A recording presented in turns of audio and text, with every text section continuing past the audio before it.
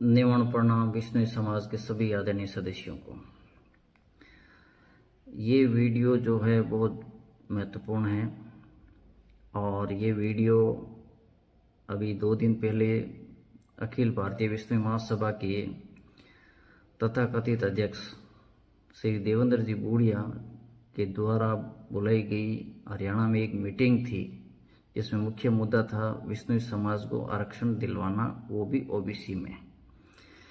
तो इस मुद्दे पे चर्चा करने से पहले हम जो विष्णु समाज में ओबीसी आरक्षण का क्या इतिहास रहा है उसका भी बात करते हैं।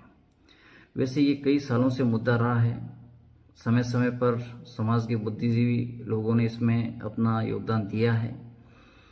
और अभी वर्तमान की बात करें तो कुछ महीने पहले सही राम जी विश्नोई मांझू जांबा उनकी अध्यक्षता के अंदर समाज के आम नागरिकों से जुड़ करके जगह जगह पे उन्होंने सभाएं की, जागरूकता फैलाई और एक बहुत बड़ा आंदोलन उन्होंने खड़ा किया। और उसके साथ साथ में भाजपा के वरिष्ठ नेता जो मारवाड़ के अंदर है, गजेंद्र सिंह जी शेखावत, जो जल मंत्री है वर्तमान गवर्नमेंट जो अपने केंद्र सरकार है उसमें, उनके घर का घेराव भी किया गया था। लेकिन यहाँ पे आश्चर्यजनक बात यह है कि महासभा के किसी भी नुमाइंदे द्वारा, ना तो देवेंद्र जी बूढ़िया द्वारा, ना ही कुलदीप जी बिश्नोई द्वारा इस आंदोलन का सहयोग किया गया। साथ ही साथ उन्होंने सहयोग की तो बात छोड़िए, इस आंदोलन को किस तरह से ध्वस्त किया जाए वो पूरे हथकंडे इन्होंने अपने ही सहयोगियों के द्वारा जगह जगह पे अड़चने पैदा करके करवाया। जिसमें मुख्य रूप से ये था कि इन्होंने कहा कि आप सबसे पहले तो बिना महासभा को शामिल किए कैसे आंदोलन कर सकते हैं। तो ये तो एक समाज का आंदोलन था और समाज के लिए किया जा रहा था, तो उसमें उनको अलग से न्योता देने की कहाँ जरूरत थी। उनको जुड़ जाना चाहिए था अगर उनके अंदर ये नीति साफ होती तो, लेकिन नहीं थी। अब ये कह रहे हैं कि हमको ये आंदोलन करके और मुकाम से लेकर के जंतर मंतर दिल्ली तक पैदल यात्रा करके ओबीसी का आरक्षण की मांग करेंगे। अब ये क्यों आन पड़ा? ये इसलिए तकलीफ आई है इनके, उसके पीछे बहुत सारे मुख्य कारण हैं। वो इनके काम है जो गलत इनके निर्णय और काम। सबसे पहला तो ये है कि अभी विधानसभा चुनाव राजस्थान के अंदर खत्म हुए। राजस्थान के बीजेपी के सह प्रभारी कुलदीप जी बिश्नोई को बनाया गया। उनका कर्तव्य था अगर समाज के लिए वो कुछ करते तो अच्छा करते, लेकिन उन्होंने अच्छे के बजाय समाज के अंदर फूट डालने का काम किया। उसका सबसे बड़ा उदाहरण है फलोदी की विधानसभा क्षेत्र का जो प्रत्याशी है पवाराम जी, जिनको पहले सूची के अंदर आना चाहिए था, पहली सूची में नाम ना आकर के उनकी चौथी सूची में नाम आया। क्यों? उसके पीछे वैसे विष्णु समाज सभी जानती है कि वहाँ पे कुलदीप जी के प्यारे लाडले सहयोगी देवेंद्र जी बूढ़िया को टिकट दिलाना चाह रहे थे, लेकिन चूंकि उनकी पृष्ठभूमि उस प्रकार से सुदृढ़ नहीं थी जिसकी वजह से वो पवाराम जी को पीछे छोड़ सके। और 3 बार सूची निकली तब तक वो अड़े रहे कुलदीप जी बिश्नोई। अंत में उन्होंने क्या किया कि टिकट नहीं मिलने की स्थिति के अंदर वो यहाँ से इस चुनाव के दंगल को बीच में ही छोड़ करके विदेश चले गए। जबकि अगर सामान्य तौर पे देखा जाता है, जब विधानसभा के चुनाव होते हैं, आप सह प्रभारी है, आपके ऊपर बहुत सारी जिम्मेदारियां हैं, और उसके बीच में अगर आप विदेश चले गए हैं तो संभवतः पार्टी नाराज होगी ही होगी। और उस पार्टी की नाराजगी का अब इनको इल्म हुआ है कि ये हमने बहुत बड़ा गलत काम कर दिया उस वक्त। तो अब क्या करना चाहिए? तो करना ये है कि इनको लोकसभा के अंदर अब चुनाव आने वाले हैं तो टिकट मिलने की संभावना कम दिख रही है। तो कुछ ऐसा काम किया जाए जिससे कि केंद्र सरकार के ऊपर दबाव बनाया जाए। तो कैसे दबाव बनाया जाए? तो उसका सबसे मुख्य कारण है कि विश्नोई समाज का दोहन करो, दोहन करके और उन्हीं का प्रयोग करके किसी तरीके से येन केन प्रकरण उनके ऊपर दबाव बने और वो टिकट दे। ये इनका मुख्य इरादा है। इनको कोई मतलब नहीं है कि ओबीसी के अंदर विष्णु समाज को केंद्र में आरक्षण मिले। अगर होता तो ये पहले ही बता देते। पहले भी दो आरक्षण की मुहिमें चली है, इनका कोई सहयोग नहीं रहा है। और आप सबसे बड़ी आश्चर्यचकित बात ये समझोगे कि महासभा के द्वारा ही एक बार आरक्षण की, ओबीसी में आरक्षण से संबंधित एक कमेटी बनाई गई थी, उसके अध्यक्ष अपने जसवंत सिंह जी बिश्नोई को बनाया गया था, पूर्व सांसद। वो कमेटी ही इन्होंने भंग कर दी, जिसके अंदर बहुत सारे बुद्धिजीवी लोग थे और उन्होंने बहुत अच्छा कार्य भी किया था। लेकिन क्योंकि इनको उनसे कोई मतलब नहीं है, अपनी सिर्फ स्वार्थ सिद्धि तक होता है। जैसे ही एक स्टेप ये करते हैं उसमें अगर इनका स्वार्थ सिद्ध हो गया, वहीं पे ही जो अपना जिसका दोहन किया है उनको कुचल देते हैं। यही अभी ये करना चाह रहे हैं।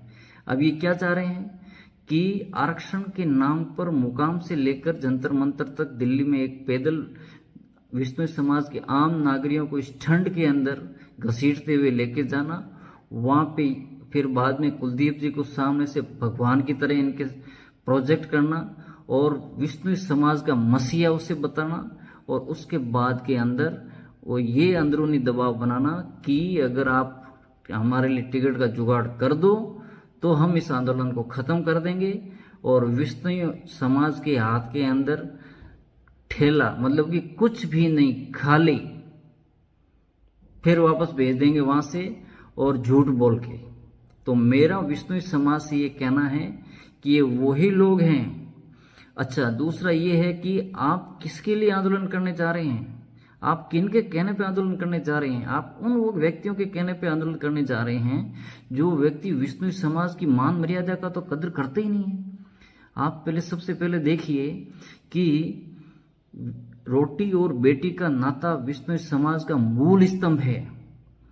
उस स्तंभ को जब इनके खुद के द्वारा खुले में अभी तोड़ा जा रहा है, अभी तो पीले चावल देने शुरू कर दिए हैं इनके बच्चों की शादी के जो अंतर्जातीय विवाह से संबंधित है, उससे संबंधित जब कुछ समय पहले जांबा, जो कि हमारा सबसे पंचायती का सुप्रीम कोर्ट माना जाता है, वहां के जो बुजुर्ग पंच है, धोला पोतियाला जो मिनक है, उन्होंने कुछ निर्णय लिए थे, उनको तो इन्होंने ठोकर मारी थी और ये अपनी मर्जी से काम करते रहे और अभी भी कर रहे हैं। ये तो समझते ही नहीं है समाज के बुजुर्ग व्यक्तियों को, संतों को, किसी को भी। ये अपनी मर्जी से दुकान चलाने वाले लोग हैं। दूसरी सबसे महत्वपूर्ण बात एक और कहता हूं कि देवेंद्र जी बूढ़िया ये कहते हैं कि मेरी यहाँ पे अध्यक्षता बनने के बाद मैं बहुत ही साफ सुथरा काम करता हूं। तो एक प्रश्न इनके सामने हमेशा उठाया गया था कि विश्नोई समाज के अंदर जो साल में 2 मेले लगते हैं और हर मेले के अंदर 4 से 5 लाख विश्नोई समाज के अनुयायी यहाँ पे गुरु जम्बेश्वर भगवान की समाधि पे माथा टेकने आते हैं, तो वो अपनी जेब से 10 रुपए से लेके 50 रुपए या 100 रुपए, कोई 1000 भी देता है, कोई 5000 भी देता है, कोई 10,000 भी देता है। तो अगर उस राशि को गणित के रूप में देखा जाए तो वो 2 करोड़ के आसपास राशि आती है। और आप उस राशि को बिना किसी सीसीटीवी कैमरे, समाज के मौजूद लोगों की उपस्थिति में, समाज के संतों की उपस्थिति में उसकी काउंटिंग करने के बजाय उसको थैलों में भर के ऊपर एक दूसरा आपका रूम बना हुआ वहां ले जाते हैं और उसके बाद में बाहर आके ये बोलते हैं कि 50 से 55 लाख रुपए हमारे आए हैं और बहुत अच्छा, और इतना हमारे यहाँ पे खर्चा हो गया मेले की उसमें तैयारी के अंदर, तो 0 कर देते हैं।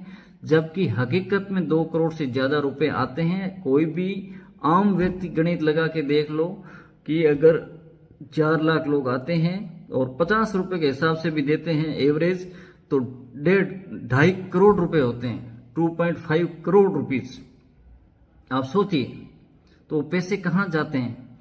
दूसरी एक और बात कि पिछली 2 पीढ़ियों से एक ही इनके कोषाध्यक्ष बने हुए हैं। क्यों विश्नोई समाज के अंदर कोषाध्यक्ष नहीं मिलते इनको? पढ़े लिखे नहीं है और बहुत बड़े बड़े धुरंधर बैठे हैं, लेकिन ये रखना नहीं चाहते। इनको पता है कि पैसों का हो सकता है कि यहाँ के कोषाध्यक्ष वो किसी दबाव में जी रहे हो सकता है उनको कोई मुनाफा नहीं हो, लेकिन किसी और के तो जरूर मुनाफे चल रहे हैं। ये एक प्रश्नवाचक चिन्ह है, इनका जवाब देना चाहिए।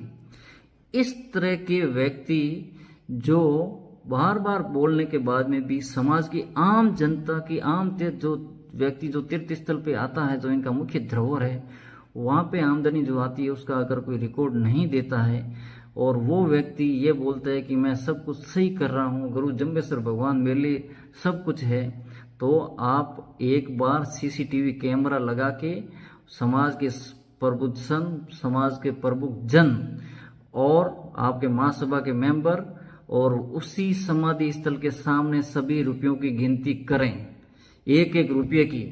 मैं आपको उदाहरण के तौर पे बताता हूँ कि कुछ समय पहले मैं जोलियाली गांव में गया था। वहाँ एक बालाजी का कृष्ण हनुमान जी का मंदिर है, तो वहाँ पे उसकी पेटी खोली गई थी। तो मैं मेरे दर्शन करके निकल रहा था तो मुझे रोका गया। उन्होंने कहा कि हमारे यहाँ प्रथा है कि कोई भी एक बार से व्यक्ति आता वो हमारे साक्षी बन के यहाँ पे जब पैसों की गिनती करते हैं तो उसको देखना होता है। तो मैं 3 घंटे वहाँ बैठा रहा और उन लोगों ने उन पैसों की गिनती की और एक एक रुपये का पाई का हिसाब करके नीचे सबके साइन लिए और मेरे भी सिग्नेचर वहाँ करवाए। तो इस तरह की पारदर्शिता होती है मंदिरों के अंदर, छोटे से छोटे लेवल के मंदिर तक। और इतना बड़ा विष्णु समाज का धार्मिक स्थल जिसके अंदर ये लोग अपनी मनचाही तरीके से, और वो भी एक संस्था किसी व्यक्ति विशेष के एक लोगों के द्वारा बनाई हुई, इन लोगों को इतना लगता नहीं कि ये विष्णु समाज का मंदिर है, इसके लिए विष्णु समाज का एक ट्रस्ट होना चाहिए और उस ट्रस्ट के हाथ में ये चीजें आनी चाहिए, न कि किसी लोग व्यक्ति विशेष की एक बनाई हुई संस्था है उसके अंदर ये सब कुछ आ जाए।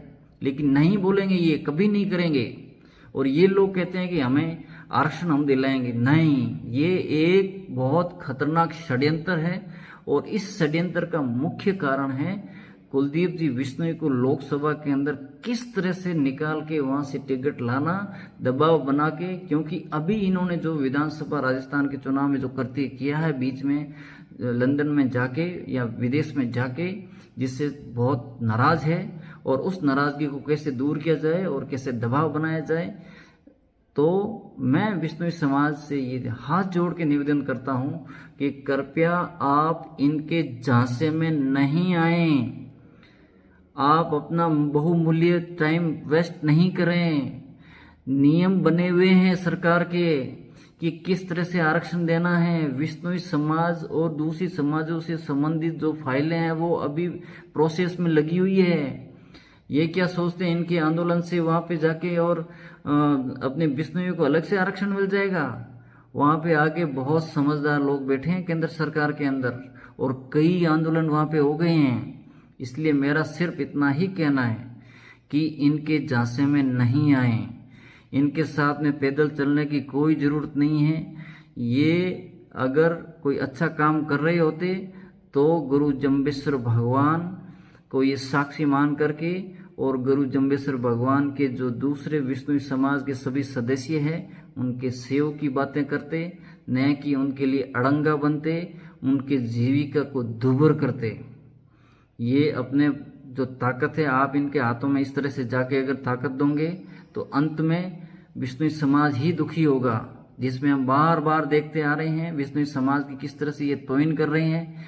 और देवेंद्र जी बार बार कुलदीप जी का सहयोग करते हैं, वो कुछ भी बोलते हैं उसका। उन्होंने चाहे बोला कि जो 29वां नियम है जिसमें लिखा है कि नीले वस्त्र नहीं धारण करने चाहिए, कुलदीप जी ने एक वीडियो जारी करके बोला था कि मैं कहता हूं कि नीला वस्त्र धारण करने में कोई दिक्कत नहीं है। तो ये तो सीधा सीधा जामी जी का तोहिन हो गई। उसके बाद उन्होंने एक पत्र जारी करके लिखा था कि अमृता देवी बकरियां रखती थी और इसलिए बकरियों को जिंदा रखने के लिए उसने ये पेड़ काटने नहीं दिए। तो उस चीज को भी इन्होंने बहुत सहयोग किया। अब तीसरी जाति जो जाति विशेष जो समाज के बाहर रिश्ते करके और उसके बाद में समाज के ऊपर अपना प्रभुत्व काबिज करना और समाज के अंदर गलत संदेश देना, उसमें भी इन देवेंद्र जी ने सहयोग किया है। तो इस तरह की जो चीजें बार बार हुई है और उनका ये आंख मूंद करके क्यों इनके लिए वो सब कुछ है, आप क्या सोचते हैं कि ये समाज के लिए? नहीं, देवेंद्र जी बूढ़िया समाज के लिए नहीं है, वो कुलदीप जी बिश्नोई के लिए काम करते हैं। सिर्फ उन्होंने जो बोल दिया वो फाइनल है। इसलिए मेरा सिर्फ इतना ही कहना है कि इनके झांसे में नहीं आना है। अगर इनको 4, 10, 50 जो भी इनके लोग हैं, व्यक्ति, इनको जिनको जाना वो पैदल लिए जाए, लेकिन विष्णु समाज का आम व्यक्ति विष्णु समाज की मान मर्यादा को बचाने के लिए कृपया नहीं जाएं। जब तक इन लोगों को ये चीज का एहसास नहीं होगा कि हम गलत कर रहे हैं, तब तक इनका सहयोग नहीं करना है। इनके किसी भी चीज के ऊपर अपने को कोई विचार नहीं करना है, सुनना भी नहीं है। ये क्या बोलते हैं, क्या करते हैं, इन लोगों से आरक्षण नहीं मिलने वाला है। ये मैं आपको लिख के बोल देता हूँ, क्योंकि फाइलें हैं जो कानून से चलती है और वो कानून में एक जगह पे है, वो अपने आप चलेगी। ये सिर्फ और सिर्फ लोकसभा में टिकट के जुगाड़ के लिए लगे हुए हैं, और वो भी उस व्यक्ति की जिसने विष्णु समाज की मान मर्यादा को तार तार करके अपने पैरों के तले रौंद के और अपनी उस घमंड के अंदर जी रहा है। उस व्यक्ति के लिए सिर्फ ये एक षड्यंत्र तहत विष्णु समाज को बेवकूफ बना के ये काम करने जा रहे हैं। तो कृपया सजग रहें और सुरक्षित रहें, इनके झांसे में नहीं आए। बोलो गुरु जम्बेश्वर भगवान की जय।